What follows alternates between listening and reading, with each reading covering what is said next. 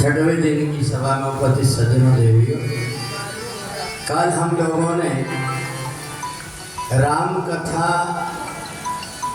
अपनी राम कथा का जो समय है सीमित समय है, क्योंकि आप सभी लोगों को अयोध्या जी के स्थानों के दर्शन भी करना है।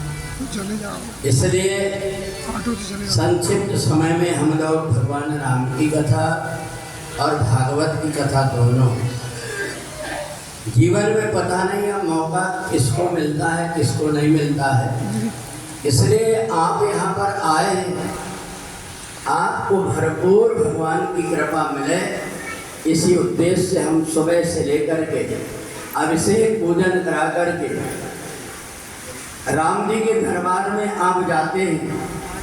आपके मन में इच्छा होती है कि राम जी कि हम पूजन करें, परंतु वहाँ संभव नहीं है।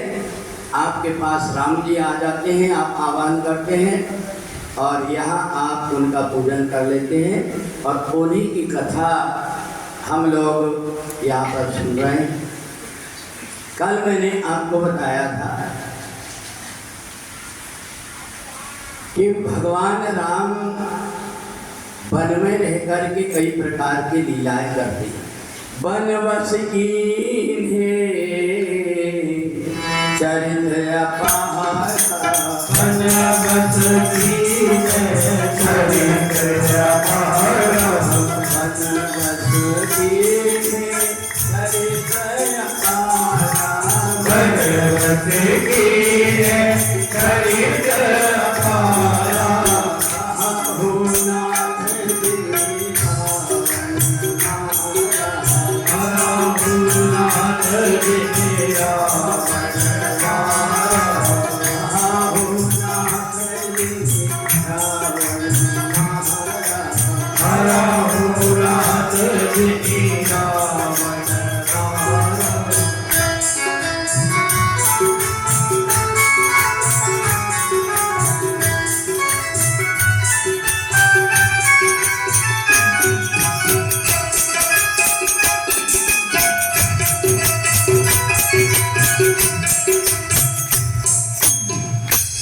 भगवान नारायण के वैसे तो अनेक अवतार हैं, परंतु विशेष रूप से 24 अवतार है। जिस समय सृष्टि की उत्पत्ति हुई उस समय पर जब पृथ्वी बनी तो पृथ्वी के संचालन करने के लिए पूजन पाठ कैसे करना, भगवान से कैसे नाता जोड़ना, इसके लिए वेदों की उत्पत्ति हुई थी। पर जब राक्षसों ने देखा कि वेदों के कारण मनुष्य तो आनंदित रहता है, इसलिए एक काम करते हैं, इन वेदों को ही चुरा लेते हैं। तो शंखासुर नाम के राक्षस ने जब वेदों को चुरा लिया तो सारे देवता बड़े दुखी हो गए। भगवान नारायण ने उस समय अवतार लेकर के मत्स्य अवतार लिया और उसी समय पर शंखासुर का वध करके भगवान ने जब वेदों को लेकर के आए तो ये देख करके सारे देवता जब भगवान विष्णु की जय जयकार करने लगे तो जो सज्जन व्यक्ति होता है उसको अपनी प्रशंसा ज़्यादा अच्छी नहीं लगती। सब ही मान प्रिय आप अमानी, वो दूसरों को सम्मान देता है पर मेरा कोई सम्मान करे ये उसकी इच्छा नहीं होती। भगवान नारायण का ये स्वभाव है। सारे देवता जब जय जयकार करने लगे तो उनकी आंख से आंसू बहे और जो आंसू बहे ब्रह्मा जी ने लेकर के अपने कमंडल में डाल लिया और उनको ले जा कर के मान सरोवर में छोड़ दिया। एक समय जहाँ रघुवंश में वैवस्वत मनु ने देखा कि भगवान नारायण के आंसू से मान सरोवर पवित्र हो गया है तो क्यों न ये अयोध्या धाम भी पवित्र हो जाए, तो उन्होंने वहाँ से बाण के द्वारा उन आंसुओं को लेकर के यहाँ अयोध्या में आए थे और उसी बाण से आने के कारण मानसरोवर का जल यहाँ पर जिसमें स्नान करने जाते हैं, यहाँ को कौन सी नदी कहलाती है? बाण को सर कहते हैं। उसमें लेकर के आए, इसलिए ऐसी पावन धरा है जिसके आसपास में अयोध्या धाम को पवित्र करने वाली माता जैसे गंगा यमुना है, नर्मदा है, ऐसे माता सरयू प्रवाहित हो रही। बोलिए सरयू मैया की जय। इसी अयोध्या में भगवान राम का जब प्राकट्य हुआ तो भगवान राम मर्यादा पुरुषोत्तम है। उनका रावण को मारने के लिए अवतार तो हुआ, पर रावण को मारने का कोई ना कोई तो निमित्त बनना चाहिए। तो भगवान राम ने जैसे ही चित्रकूट से आगे बढ़ते हैं, तो चित्रकूट से जब आगे बढ़े तो भगवान राम को पता लगा कि सुग्रीव बड़ा दुखी है। तो बाली का जब वध करके भगवान ने सुग्रीव को राज्य दे दिया। सुग्रीव ने कहा, प्रभु मैं सब प्रकार से आपकी मदद करूंगा, क्योंकि उस समय पर भगवान राम की जो पत्नी थी सीता जी, माता जगत जननी सीता जी का हरण हो गया। तो उस समय भगवान शंकर से पार्वती जी ने पूछी, भोले बाबा ये तो आपका भक्त है रावण, परंतु उसने सीता का हरण क्यों किया? बोले देखो, रावण मेरा शिष्य जरूर है पर बड़ा ज्ञानी है। उसने मन में विचार किया कि हो यही भजन ना तामस दिया, हो यही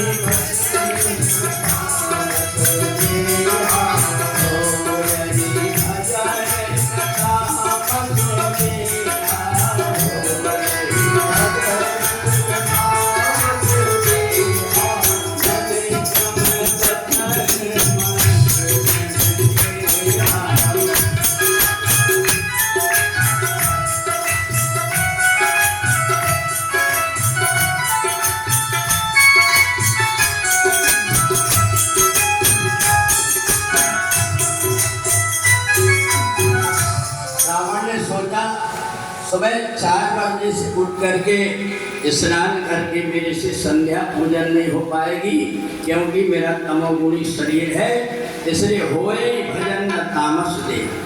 वो इस विचार में था कि मेरे उद्धार कैसे होगा। और उसी समय पर ये घटना घट गई। इस समय भगवान राम पंचवटी में निवास कर रहे थे। जटायु भगवान राम को अपनी गोद में लेकर के बैठ करके सुनाने लगे राघव। एक समय राजा दशरथ और शनि का जब युद्ध हुआ था, राजा दशरथ मूर्छित हो गए, तब मैंने उनके प्राण बचाया। इसलिए आज मेरे को सौभाग्य प्राप्त हुआ कि मैं तुम्हें गोद में खिला रहा हूं। गिरिराज से भेंट भई बबुल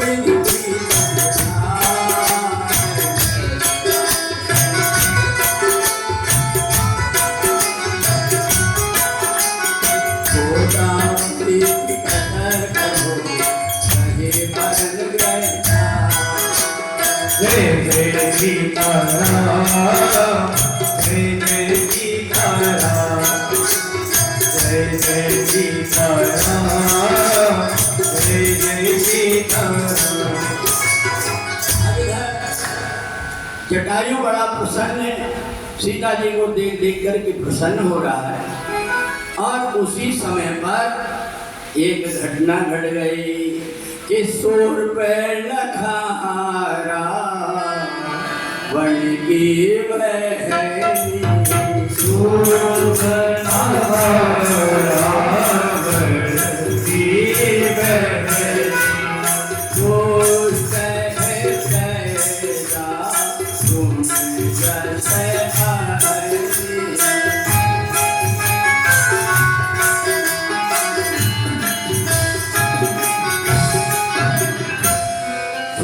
खाने जैसे ही भगवान राम को देखा तो देख कर के उसके मन में भगवान के प्रति प्रेम उत्पन्न हो गया। देखो, रामचरितमानस को हम एक राम जी की लीला जैसे देखें, क्योंकि भगवान राम को देख करके मोहित कौन नहीं होगा।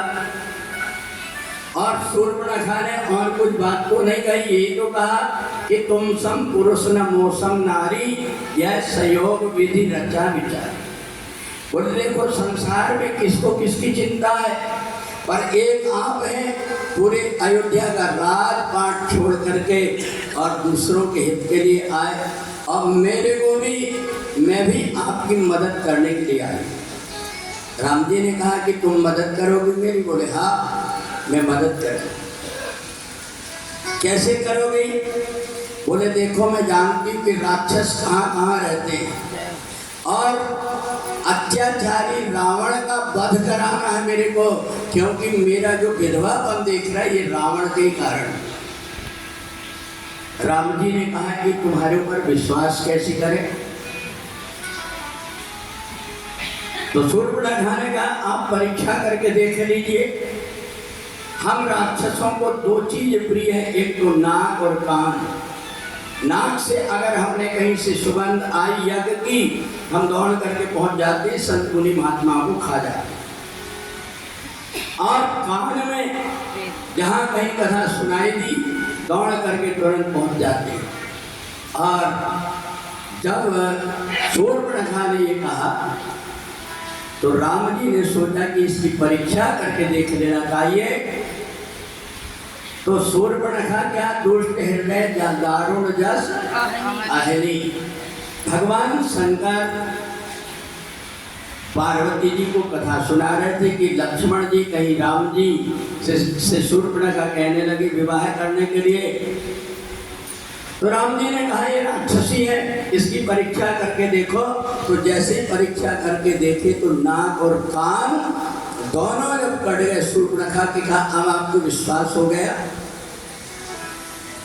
तो भगवान राम ने अपनी लीला करने के लिए जब शूर्पणखा के नाक कान काटे तो पार्वती जी को बहुत बुरा लगा, क्योंकि पार्वती जी के डिपार्टमेंट की है शूर्पणखा। तो पार्वती जी ने भगवान भोलेनाथ से कहा, भोले बाबा एक बात बताइए, भगवान राम मर्यादा पुरुषोत्तम आही, तो भगवान राम तो मर्यादा पुरुषोत्तम है। उन्होंने एक अबला स्त्री जिसके पास में कोई हथियार नहीं थे, उनके ये नाक और कान क्यों काटे? तो भगवान शंकर कहते देखो देवी, अवश्यमेव भोक्तव्यम सुहासुम कर्म फलम। प्रताप भानु राजा के राज्य में कोई भी प्रजा पाप नहीं करती थी, और जो कोई पाप करता था उसको विशेष दंड देते हैं।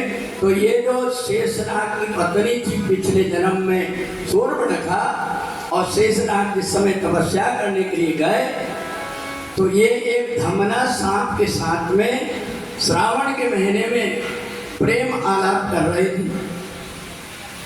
राजा प्रताप भानु को बिल्कुल अच्छा नहीं लगा। राजा प्रताप भानु ने सोचा मेरे राज्य में जहलग वर्णे वेद सब एक एक सब याद, मैंने तो इतने यज्ञ किया प्रजा के लिए और मेरे राज्य में पाप हो रहा है। तो प्रताप भानु ने उठाया कोड़ा और मारना जब शुरू किया तो धमना सांप तो भाग गया। ये सर्पणी जब रह गई तो इसके पूरे के पूरे शरीर कोड़े से खून बहने लगा। अब जैसे ही शेषनाग आए तो ये नागिन ने एक चाल चली, प्रताप भानु से रो रो करके प्रताप भानु की जितनी भी बात है रो रो करके अपने पति से बताया कि देखो प्रताप भानु मेरे को देख करके बुरी दृष्टि कर रहे थे और जैसे मैंने मना किया तो मेरे हाल कर दिए। शेषनाग ने कहा देखो महाराज के विषय में ऐसा बोलना मत, क्योंकि उनके राज्य में ना कोई पाप होता है और ना राजा प्रताप भानु ऐसा कर सकते।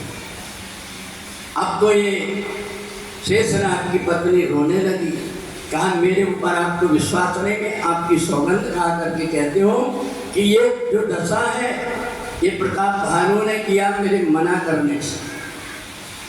शेषनाग ने कहा देखो वैसे तो मेरे को विश्वास नहीं हो रहा, अगर प्रताप भानु राजा ने तुम्हारे साथ में ऐसी बदतमीजी किया होगा तो मैं अभी जाता हूँ और उसको डस करके मार डालूंगा, पर ध्यान रखना अगर तुम्हारी बात झूठी निकली तो लौट करके आऊंगा तो तुम्हारे नाक और कान दोनों काट दूंगा।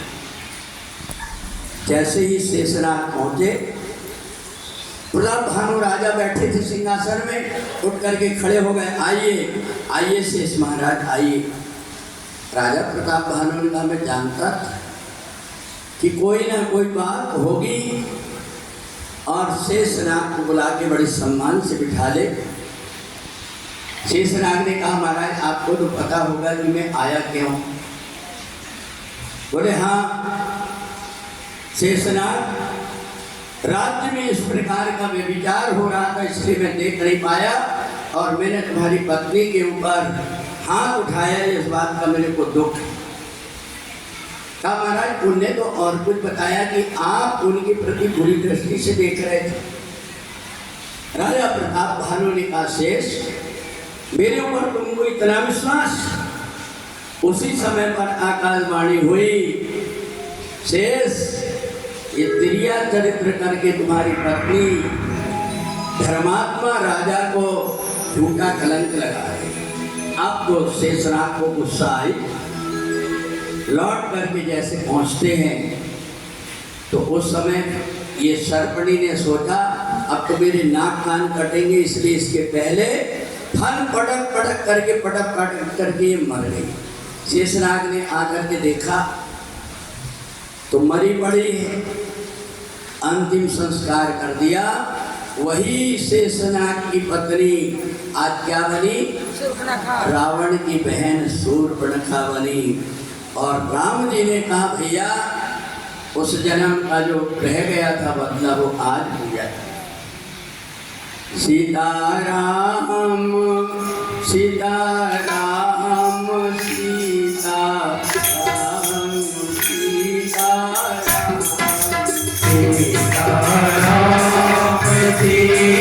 सीताराम सीताराम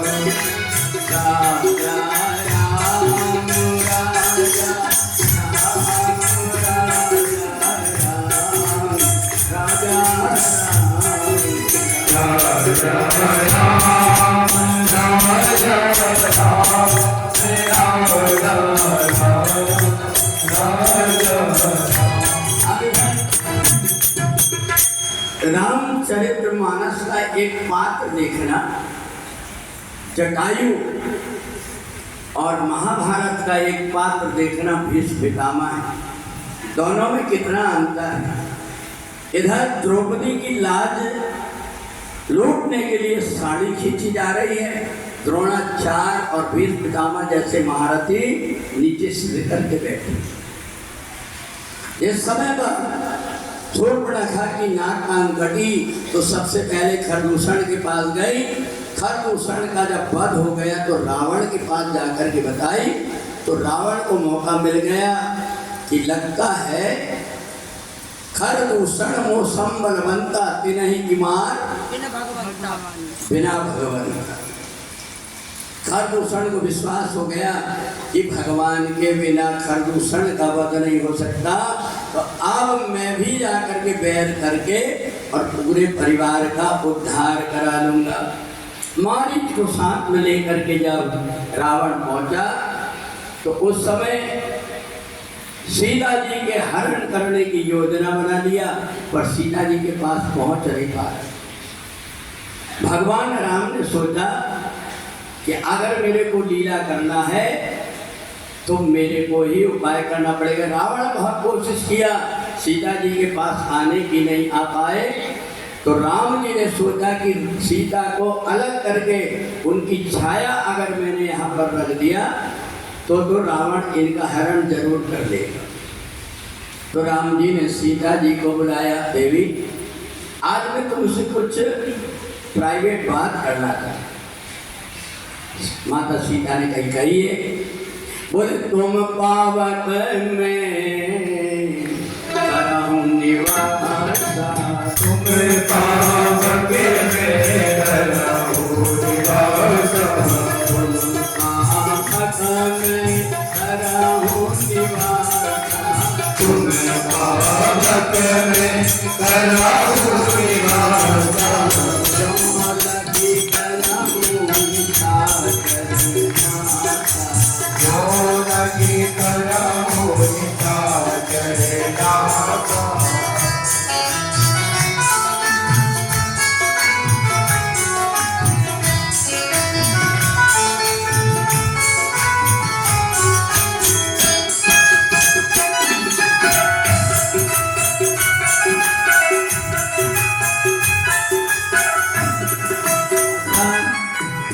आपने विचार किया कि भगवान राम सीता जी को पावक में प्रवेश क्यों करा रहे? अगर आपने धोखा से अपनी पत्नी को कह दिया कि तू आगे में चली जा तो वो तुमको ही ढकेल देगी।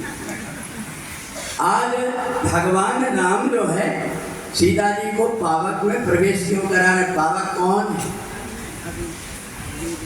पावक से ही तो भगवान राम की उत्पत्ति हुई है। तो सीता जी को तो सुरक्षित जगह में भेज रहा है। दूसरी बात, जिस समय कुशध्वज नाम के राजा के यहाँ एक बेटी का जन्म हुआ तो जैसे जन्म हुआ उसके मुख से आवाज निकलने लगी, हरे ओम गणानां त्वा गणपतिं हवामहे प्रियाणां त्वा प्रियपतिं हवामहे निधीनां त्वा निधिपतिं हवामहे। वो बेटी जब जन्म दी तो वेद मंत्र बोलने लगी, इसलिए उसका एक नाम रख दिए वेदवती। वेदवती ने कहा, पिताजी जब ये मनुष्य शरीर मिला है तो मैं परमात्मा की भक्ति करना चाहती हूँ, जंगल में रहकर के तपस्या करना। कहा बेटी जाओ, ये राम रक्षा स्तोत्र का पाठ करना, तुम कहीं भी बैठोगी तो आसपास कोई चीज फटक नहीं पाएगी। अब राम रक्षा स्तोत्र का मंत्र जाप करके और वेदवती बैठ करके जब भगवान का चिंतन करने लगी, उसी समय ये रावण आकाश से जा रहा था। इसने देखा ये बड़ी तपस्वी महिला कौन है, शरीर से फूलों के जैसे दिव्य गंध आ रही। और रावण का तो काम का देव धनुज नर नाग जितने भी हैं उनकी सुंदर सुंदर कन्याओं को ये हरण कर दे। अब तो इसने कोशिश किया कि इस कन्या को कोई ना कोई तरीके से पकड़ना चाहिए, पर पास में राम रक्षा स्तोत्र के कारण जाना पाए। आकाश से जैसे ही नीचे उतरा और बाल पकड़ने की कोशिश किया, उसी समय वेदवती खड़ी हो गई और उन्हें कहा, मूर्ख, तूने मेरे साधना में भ्रम विघ्न किया है, इसलिए ध्यान रखना, एक दिन तेरा पूरा सर्वस्व नाश करा दूंगी मैं और तेरी पूरी नगरी को आग लगा दूंगी। ऐसा कहकर के वो अग्नि में प्रवेश कर गई। भगवान राम ये भेद को जानते थे। सीता जी से कहा कि तुम पावक में करऊं निवासा, जो लगे करो निशाचर नासा। असली सीता जी को अग्नि में छोड़ दिया और छाया रूपी वेदवती को अपने साथ में ले लिया। रावण जैसे आया तो सीता जी का हरण जब करने लगा तो महात्मा का भेद बना करके आया और सीता जी का हरण जब करने लगा तो उसी समय सीता जी आवाज लगाती है। सीता जी ने जैसे ही आवाज लगाया तो गीधराज सुनी आरत बानी, रघुकुल तिलक नारी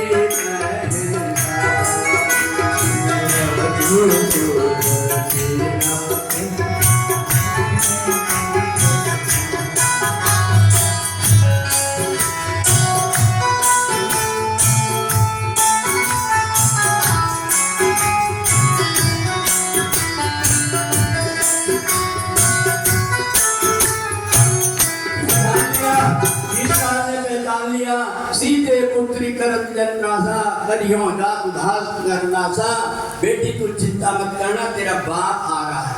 और एक झपट्टा मारा रावण को, नीचे गिरा दिया। सीता जी को लेकर के और सोचा कि चले जाना चाहिए, पर इतने में ही रावण उठा और जटायु के दोनों की दोनों पंख को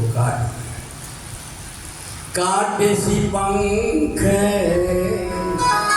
पराग धरे।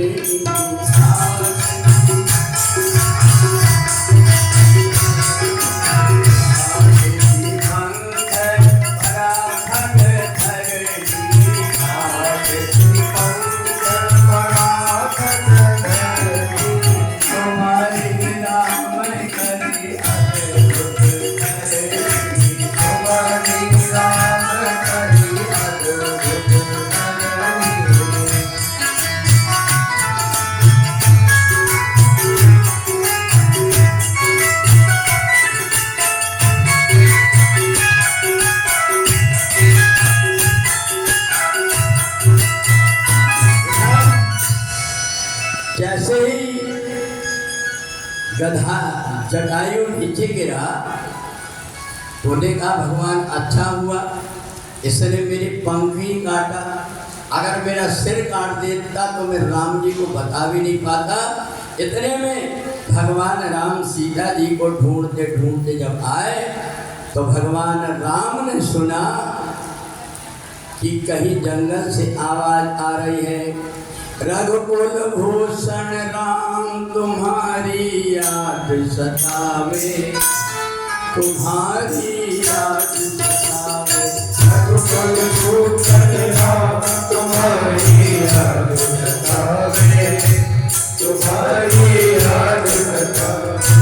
भक्तों के प्रतिपाल हमें तू क्यों दर्शावे, हमें तू क्यों दर्शावे। भक्तों के प्रतिपाल हमें तू क्यों दर्शावे, हमें तू क्यों दर्शावे।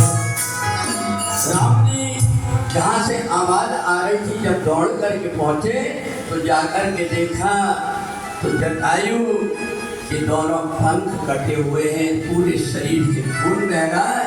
भगवान राम ने अपनी गोद में ले लिया और अपनी जटाओं से मिट्टी को झड़ाने लगे। जैसे ही मिट्टी को झड़ाने लगे जटायु ने आँख खोल करके देखा भगवान राम को। तो राम जी ने जैसे ही देखा जटायु की तरफ, उनकी आंख में आंसू भर आए। जल भरी नयन कहे तेरा घुराई। भगवान राम की आंख में जब आंसू आ गए, उन्होंने कहा पिता ऐसी तुम्हारी दशा मैं देख नहीं पा रहा हूँ, तुमको थोड़ी देर धीरज धारण करो, मैं तुम्हें फिर से जीवित किए देता हूँ और ये पंख फिर से तुम्हारे हो जाएंगे। जटायु ने कहा राम मेरी बात तो सुन लो, आज तुम मेरे पंख फिर से लगा दोगे, मैं कितने दिन जीऊंगा, आखिर एक दिन तो मरना पड़ेगा।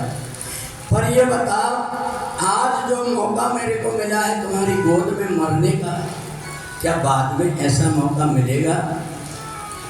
राम जी ने कहा इसकी तो गारंटी नहीं। कहा फिर मैं ये शरीर को रख कर के क्या करूँगा, बस मैं तुम्हारी ही दर्शन की इच्छा थी। और भगवान राम को प्रणाम करके और गिद्धराज ने अपने शरीर को त्याग दिया। देखो गिद्धराज ने जितनी सामर्थ्य ये करके बता दिया कि देखो भैया परहित सरिस धर्म नहीं भाई और पर पीड़ा सम नहीं। भगवान राम ने अंतिम संस्कार करके जब चले तो आगे जैसे बढ़ते हैं तो भगवान राम कवंद का उद्धार करके और माता सबरी के पास में पहुंच गए। सबरी कीर्तन करते जा रही और भगवान की याद करती है। बोलिए भक्तवत्सल भगवान की जय। देखो